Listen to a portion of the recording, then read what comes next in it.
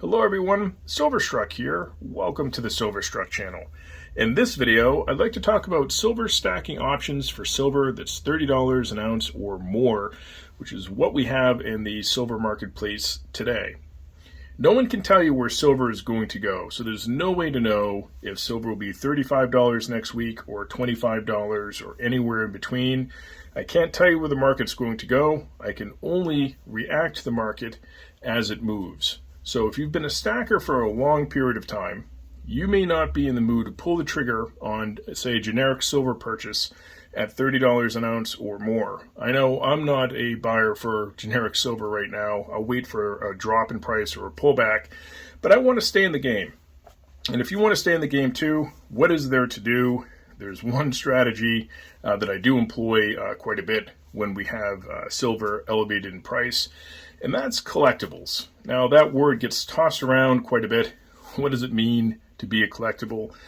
There's obviously ancient coins, numismatic coins, shipwreck coins. All of those are collectible. There's also vintage silver, which I collect quite a bit. If you watch this channel, you see a lot of vintage silver. That's my collectible of choice. But there's also modern collectibles, which I'm not into as much, but I do enjoy the right modern collectible. I've brought out some tubes here that I've been working on over a number of years. One tube right here of modern collectibles would be a tube of koalas. Now, these are modern coins here. That first one's a 2022, but koalas do have a limited mintage, and that attracts me to this particular coin as a collectible. Plus, the design changes constantly. Thus, you can collect a different design every single year. Let's have a look at some of these koalas. This tube is a random date tube. So there are all sorts of different dates in here. Let's pick one from the pile. Very nice, 2015. So this one's a kind of an older school koala, if you will, versus the newer 2022 I was just talking about, where it has more of a frosted finish. A little bit different of a design right there. It's a very appealing coin. So a coin like koalas, pretty decent choice to go with, in my opinion. Yeah, when it comes to collectibles, everyone's going to have their own taste, of course. Another way you could go, as I was mentioning before, are numismatic coins. You don't have to spend a lot of money and get slabbed and graded coins if you don't want to. You can simply pick up some Morgan dollars and stack that way. So here we have a tube I stacked quite a while ago of Morgan dollars in various conditions. Let's have a look in the tube and check out random Morgan. Let's see what this one is. Let's see what kind of Morgan we picked out of the stack. This one's just a 1885. Looks like it's in almost AU condition. And let's see here. No mint mark, so this one is a Philadelphia. Beautiful coin, no particular reason it needs to be in a capsule. I just felt like putting these in capsules. So most of the Morgans that I collect in circulated condition are typically kept in tubes, not capsules per se. If you're wondering why I'm talking about stacking collectibles so much, there's one big reason why, and that's because if you have something like generic silver, say this tube of buffaloes right here, generic of generic, this round is only going to move based on silver spot price at the time. If you purchase the right collectible, and you have to have the right collectible, so you should proceed with caution with your collectibles, you can realize quite a large price bump in the secondary market. And one of those collectibles that has the most amount of room to move, in my opinion, is vintage silver, which is why I talk about it so much. In vintage silver, you can still go out in the marketplace, and you still can find vintage silver for generic silver pricing oftentimes, or get really good deals on it. And if you pick up the right pieces, they will definitely have a price benefit in the secondary market. All right, let's have a quick look at some of these vintage rounds here. I don't encapsulate all of them. This tube just happens to be a tube of encapsulated rounds. This one's in particularly good shape, 1985.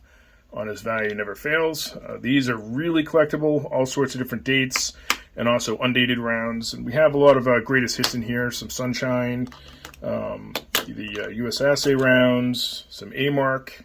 So the list of different categories of which you can collect this silver in vintage goes on and on and on. So there are many ways you can go with collectibles, numismatic coins, vintage, and modern. So speaking of modern collectibles, there is a very generous community member here on YouTube that gifted me a small collection of silver I did not have, so I'm going to share that with you right now. And it's just some really, really interesting silver pieces here. I'm going to be wearing gloves because I don't want fingerprints on these mint condition rounds. So this collection I'm dubbing the Mark Samuelson collection of Zombucks. So here we have 3 awesome rounds and also some silver certificates, which I didn't even know existed. So really neat collection. Let's have a look at the first one up. Let's see here. There we have it. So this one is Pandemonium. You got a panda right there in zombie form. As we flip it over, you can see that it is a Zombuck, currency of the apocalypse. Of course, it is 3/9 fine, 1 troy ounce silver. So really cool. That's a very, very neat design, and it really pops on these silver certificates. So let me see if I can't get a close-up view here. It's a little bit reflective. This is 1/1000th of an ounce, so fractional silver. You can see it right there. So pretty neat. And you've got that panda in zombie form. Kind of looks a little bit like a Terminator. So that's really cool. Very, very neat. The second round we have is the Kookaburra'd. Obviously, it's a spin-off the Kookaburra. This one's dated 2026. Really cool. These are very, very neat collectibles. So that one is going to go right there. And of course, we're going to be able to really get a good depiction of the design here on the silver certificate.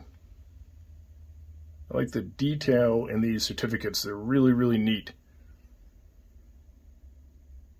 And quite honestly, I like the artwork on these better than the rounds, just because you can really see it. And of course, Silverstruck has poor vision now, so it helps having something larger.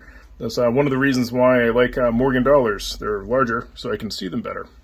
And the third and final round I have to share with you guys is the Kangaroo, dated 2027. I recently saw one of these on Sent to Georgie's channel. Very good channel. Really neat. So again, Mark Samuelson sent these to me, and it's just a really neat collection.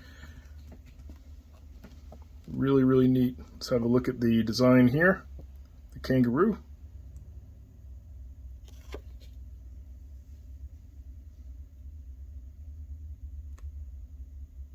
Really cool.